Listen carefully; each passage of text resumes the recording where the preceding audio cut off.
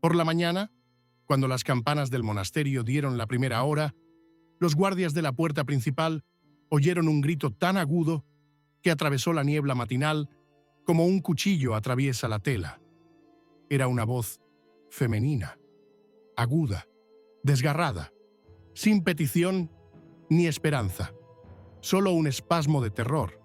Después, todo quedó en silencio, y solo el sonido de las llaves en las cerraduras de hierro recordaba que allí vivían personas a las que no dejaban salir. El convento de Santa María, escondido tras 3 muros en el casco antiguo de la ciudad, no era un lugar cualquiera. Su ala sur se llamaba el Cuerpo de las Princesas, ya que durante más de medio siglo, allí se recluyó a mujeres de la nobleza cuyo destino estaba estrechamente ligado a la política europea. Tenían títulos, pero no libertad. En los documentos de la época se las denominaba novicias voluntarias, aunque en realidad la mayoría habían llegado allí por voluntad de sus padres, hermanos o maridos.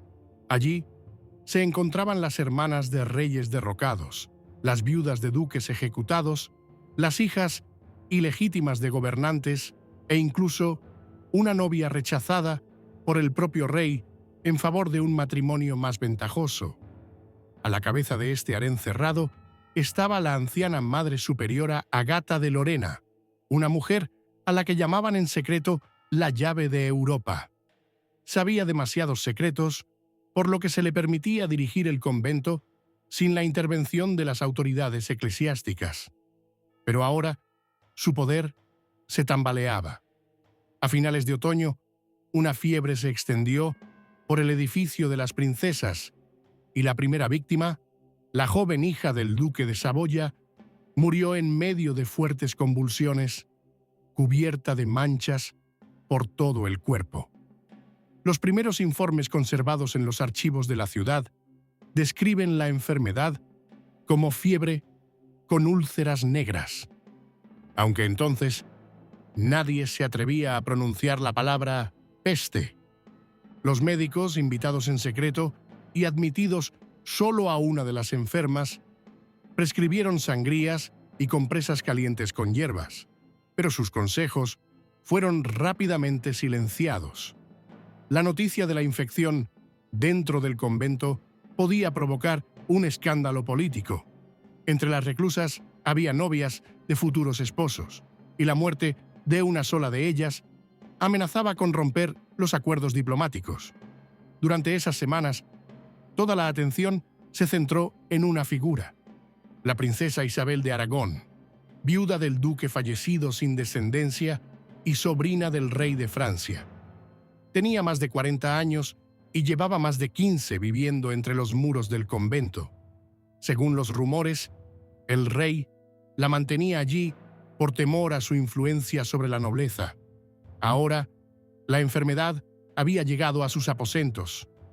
Los primeros síntomas eran una debilidad repentina, un tono amarillento en la piel, hinchazón en las articulaciones y sed constante. Según los registros de uno de los monjes que atendía el edificio, Isabel presentaba manchas del color de la sangre seca en los muslos y el abdomen, y su respiración se había vuelto pesada y sibilante. El contacto con la piel le provocaba un dolor agudo, como si ardiera fuego bajo ella. La superiora ordenó mantenerla aislada y solo permitir la entrada a las hermanas de confianza y al médico traído de Lorena. Este médico, el maestro Pierre Renard, describió el estado de la princesa en su diario, que más tarde fue encontrado entre los papeles de la oficina municipal. La temperatura corporal es tan alta que la humedad se evapora de la piel, dejando una capa blanquecina de sal. El pulso es irregular, la respiración entrecortada.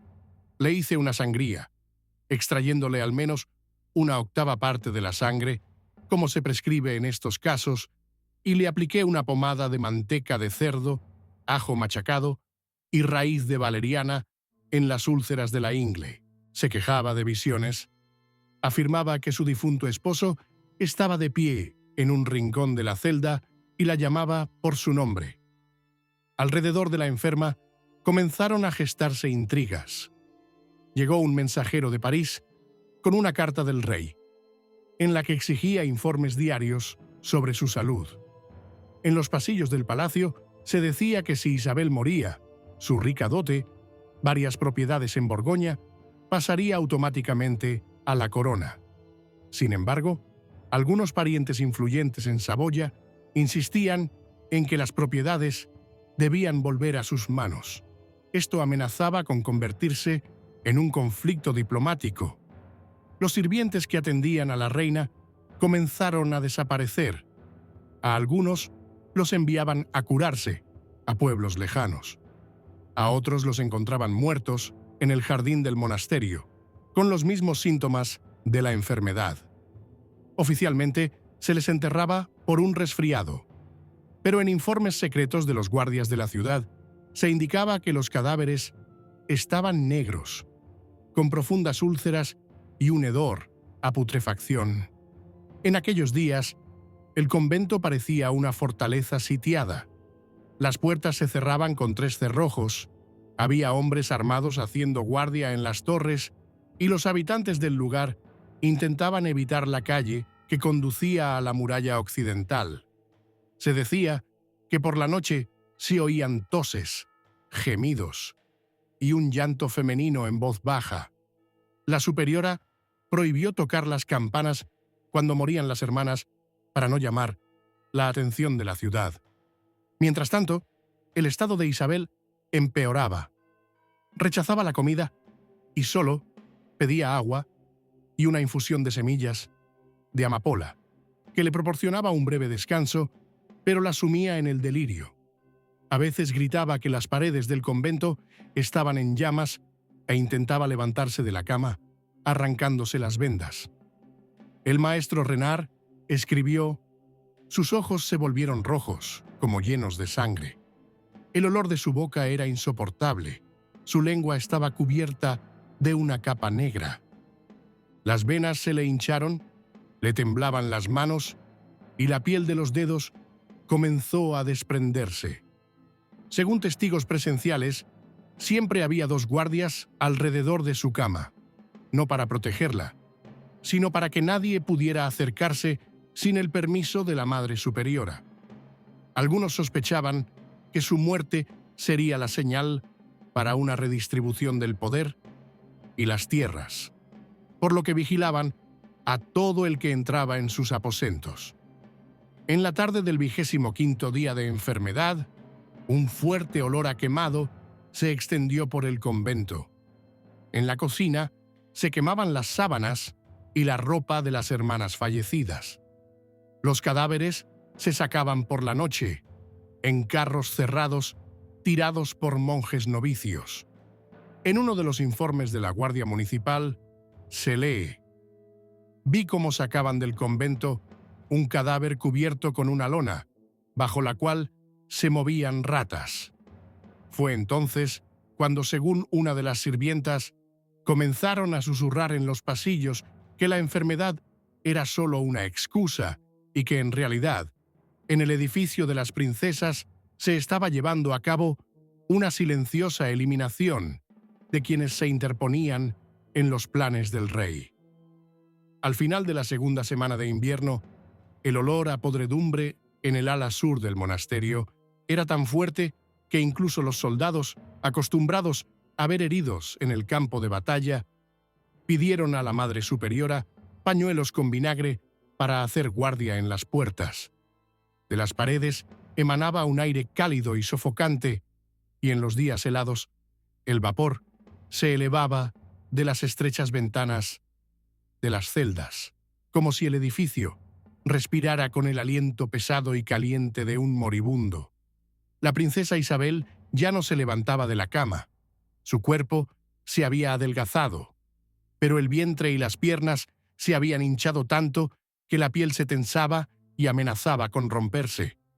La piel de los pies se ennegreció y las uñas comenzaron a desprenderse. El maestro Renard intentó 2 veces más sangrarla, cada vez sacando una jarra de sangre oscura y espesa con olor a hierro. pero no hubo alivio. Al contrario, después de cada procedimiento, Isabel comenzaba a temblar y sus labios se ponían azules. En sus notas, el maestro Renard anotó: el pulso es débil, la respiración es sibilante, la lengua está dura como una piedra, las úlceras en el muslo y la axila son profundas, con bordes grises y una costra negra en el centro. Al presionarlas, supuran un líquido espeso, del color del aceite rancío. Se queja de que oye tras las paredes los pasos de su tío, fallecido hace 10 años. Tiene los ojos turbios y las pupilas casi no reaccionan a la luz. Mientras tanto, fuera del convento, se intensificaban las conversaciones. Casi a diario llegaban cartas con sellos de Saboya y París, pero la Madre Superiora solo las abría en su celda, sin mostrárselas a nadie. Corrían rumores de que el rey tenía la intención de enviar al convento a su cardenal de confianza para tomar el control de la situación y llevar a Isabel al castillo, donde firmaría el documento de cesión de las tierras. Los parientes de Saboya se apresuraron a enviar a sus hombres para impedirlo. Dentro del edificio de las princesas, la tensión iba en aumento. Algunas reclusas rogaban que las trasladaran a otros conventos, mientras que otras, por el contrario, comentaban en voz baja que la muerte de Isabel liberaría su habitación y los privilegios asociados a su posición. Según el informe de uno de los guardias de la ciudad, en la tercera semana de la enfermedad, un carro se detuvo frente al convento y 2 hombres con capas oscuras sacaron un baúl de madera. Lo llevaron al interior y cerraron inmediatamente todas las puertas. Más tarde, se supo que el baúl no contenía objetos personales, sino provisiones: hierbas secas, jarras con vino y varios frascos con un líquido espeso que el maestro Renard utilizaba para humedecer los vendajes. Poco después, comenzó a aplicar una nueva pomada, hecha de miel, plomo molido y polvo de sapos secos, pero el estado de la enferma no hizo más que empeorar. Los sirvientes que cuidaban de la princesa enfermaron uno tras otro. 2 muchachas murieron en 3 días y sus cuerpos fueron sacados por la noche. La superiora ordenó tapar las rendijas de las ventanas y puertas, y en los pasillos se colocaron cuencos de cobre con carbones ardientes, sobre los que se echaba resina y enebro para intentar neutralizar el olor. Pero en realidad, el humo solo aumentaba el calor y la asfixia. En ese mismo periodo, llegó al convento la noticia de que habían aparecido en la ciudad predicadores que acusaban a la superiora de ocultar el castigo de Dios. Decían que la peste en el edificio de las princesas era un castigo por la soberbia y la sangre derramada, y exigían que se abrieran las puertas para que se cumpliera el juicio de Dios. Isabel, sin comprender lo que ocurría fuera de los muros, caía cada vez más en el delirio.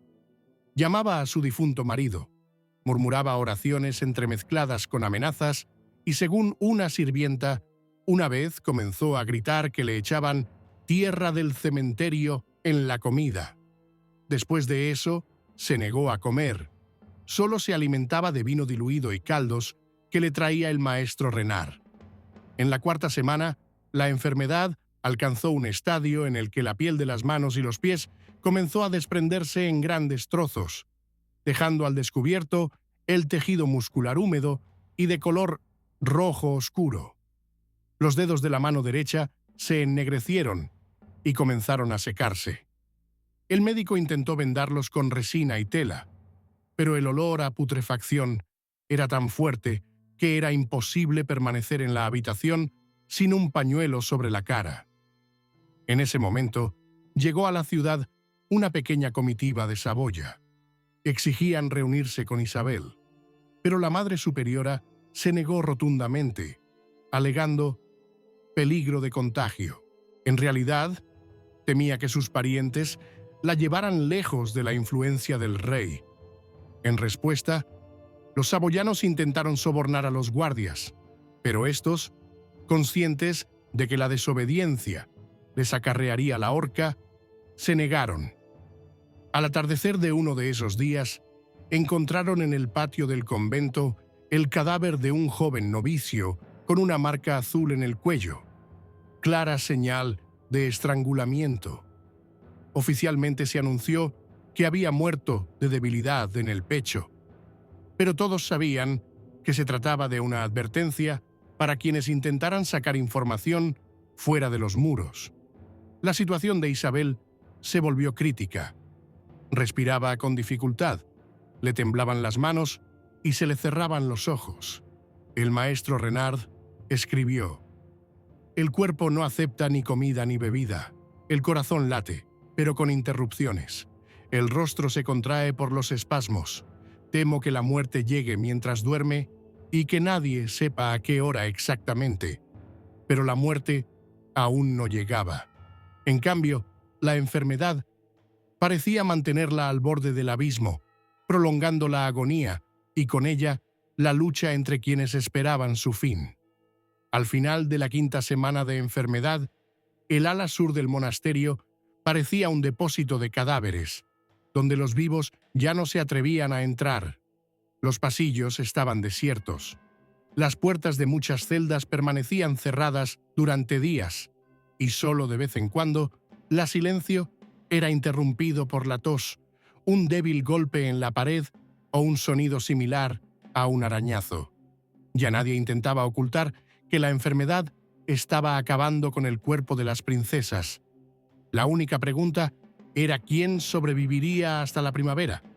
La princesa Isabel de Aragón yacía inmóvil, como si ya hubiera cruzado el umbral, pero aún no se hubiera ido.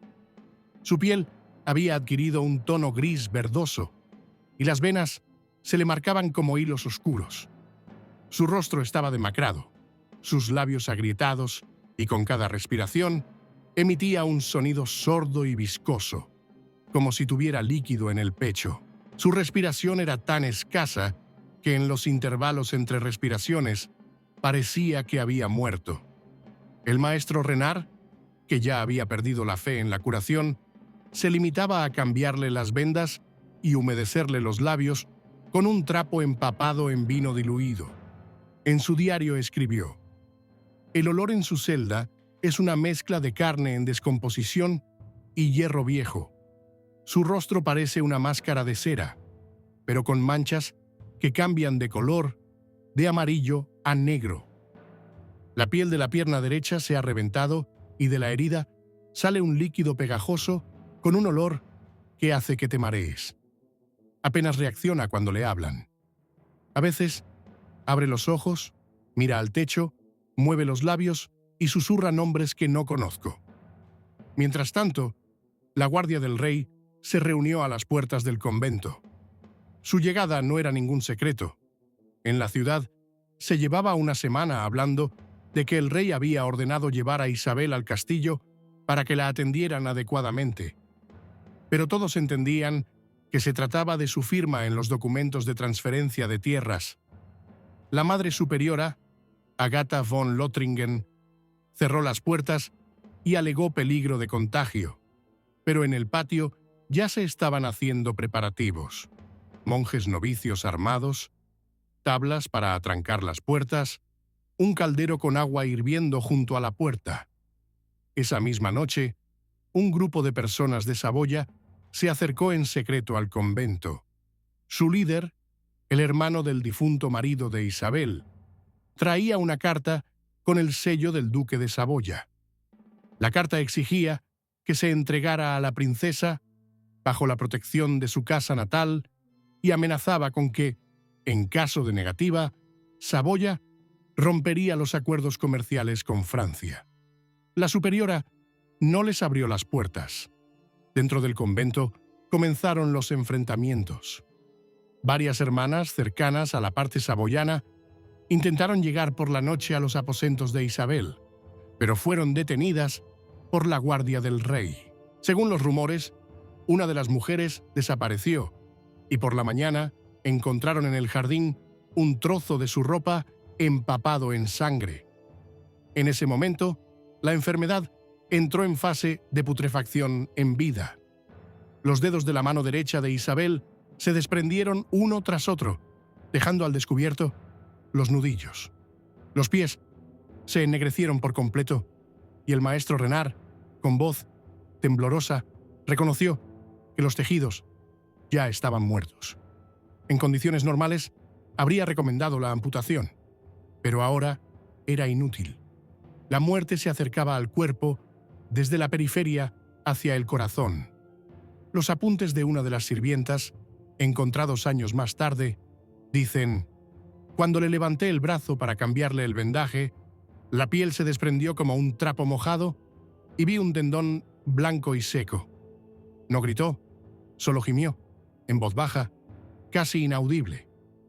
Hacía tanto calor en la habitación, por las brasas humeantes, que el sudor me corría por la espalda. Pero yo seguía temblando.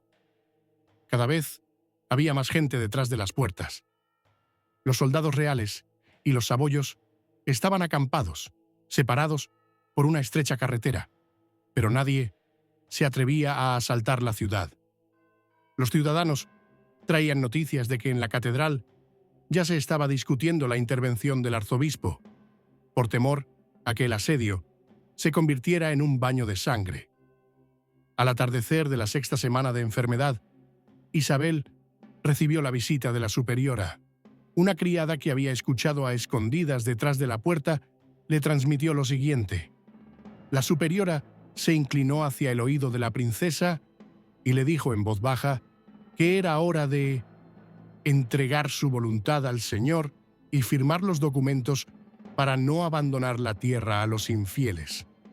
No hubo respuesta, pero una hora más tarde, el maestro Renard observó que la princesa intentaba apartar con la mano la tinta que le habían pedido que preparara.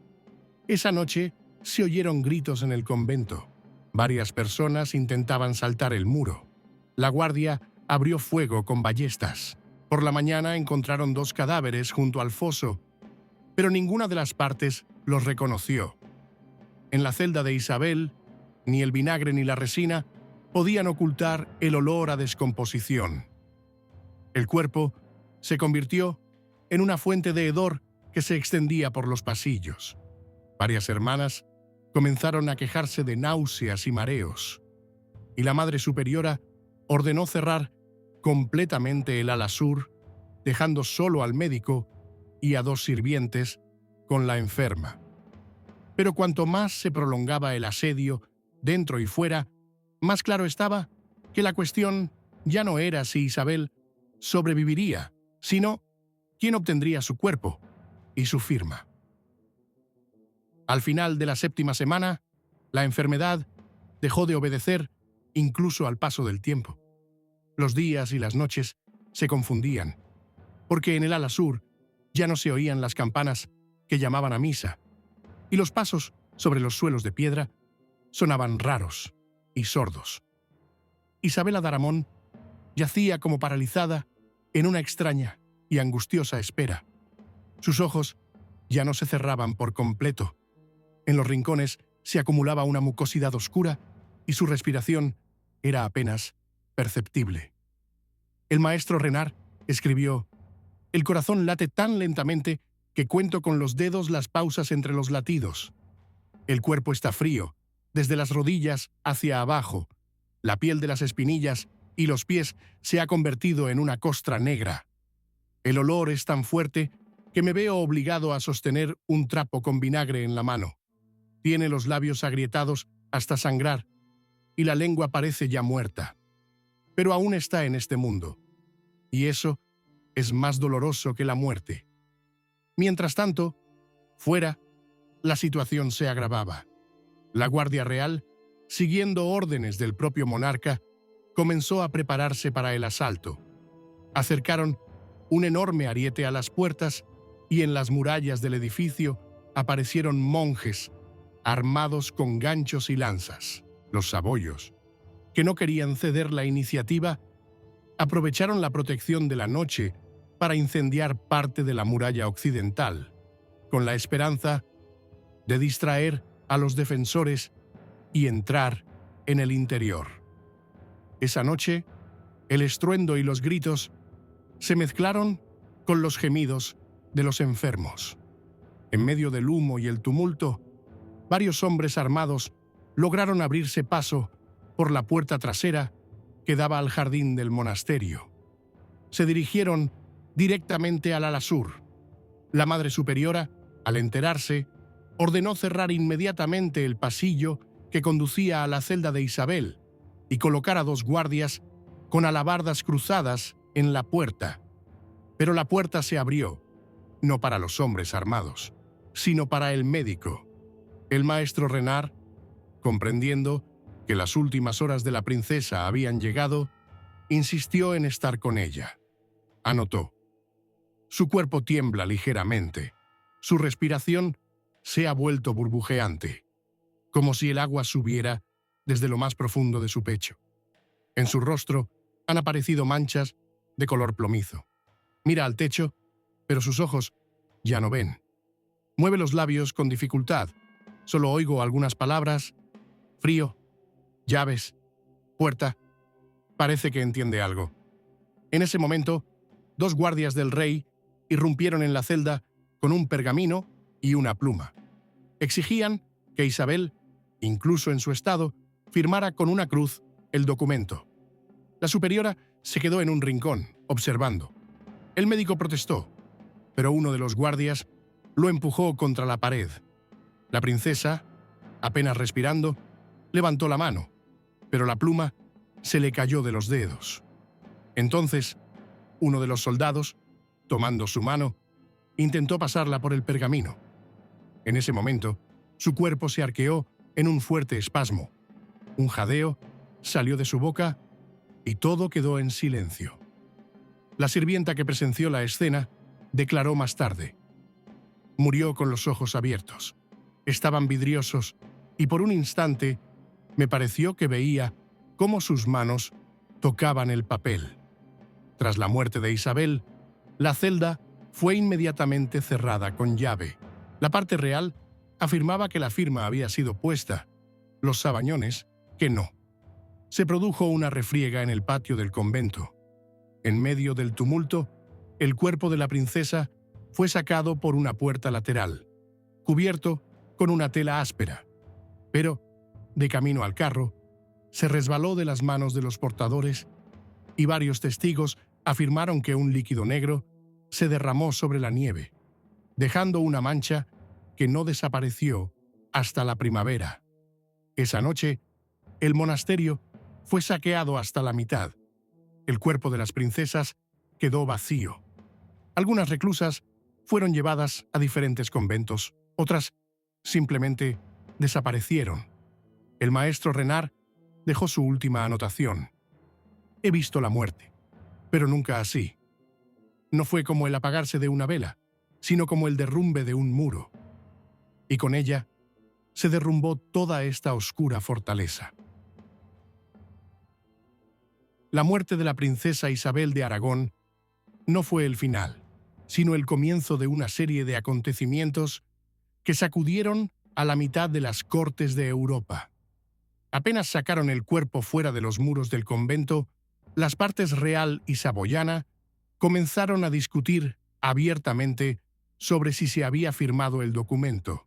Los heraldos reales anunciaron ese mismo día que las tierras de Borgoña pasaban a estar bajo el control directo de la corona. Saboya, en respuesta, declaró que el documento era falso y que la firma era una burda falsificación realizada por alguien ajeno. En la ciudad, que aún la víspera estaba envuelta en el miedo a la enfermedad, ahora reinaba la multitud. La gente se agolpaba a las puertas del monasterio exigiendo que se mostrara el cuerpo antes del entierro. Se rumoreaba que durante su vida se le habían podrido las manos y los pies y que era un castigo divino por su orgullo. Otros, por el contrario, veían en su agonizante muerte una prueba de su inocencia y sacrificio. El arzobispo, que llegó al tercer día después de la muerte, ordenó que embalsamaran el cuerpo antes del entierro. Pero cuando los embalsamadores abrieron el sudario, descubrieron que la tela ya se había descompuesto en varios lugares y que las manos y los pies se habían desprendido en las articulaciones. El olor era tan fuerte que la operación se llevó a cabo con medias máscaras impregnadas de hierbas. En el informe del arzobispo, conservado en copia, se dice: el cuerpo no se podía conservar por completo. Las vísceras estaban descompuestas, la piel del pecho se desprendía en capas y dentro de las cavidades había una humedad oscura con un hedor muy fuerte. Por este motivo, la embalsamación se realizó solo parcialmente y los restos se colocaron en un ataúd de plomo. El funeral se celebró en secreto, por la noche. El ataúd fue trasladado escoltado por 10 guardias y 2 monjes, y enterrado en el cementerio del monasterio de San Lucas, lejos de la ciudad. Ninguna de las partes asistió oficialmente para evitar provocaciones. Tras el funeral, Saboya comenzó a preparar sus tropas para avanzar hacia la frontera, afirmando que la muerte de la princesa era el resultado de un encarcelamiento deliberado y de la privación de asistencia médica. El rey de Francia, en respuesta, reforzó las guarniciones de las fortalezas fronterizas y anunció que el convento de Santa María, como foco de disturbios y contagio, sería disuelto. Un mes después de la muerte de Isabel, el convento quedó desierto.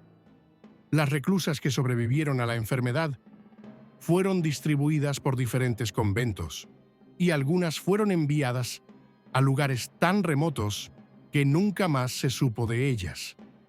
El edificio del convento de las princesas fue tapiado, y un año después se incendió en un incendio cuya causa nunca se determinó.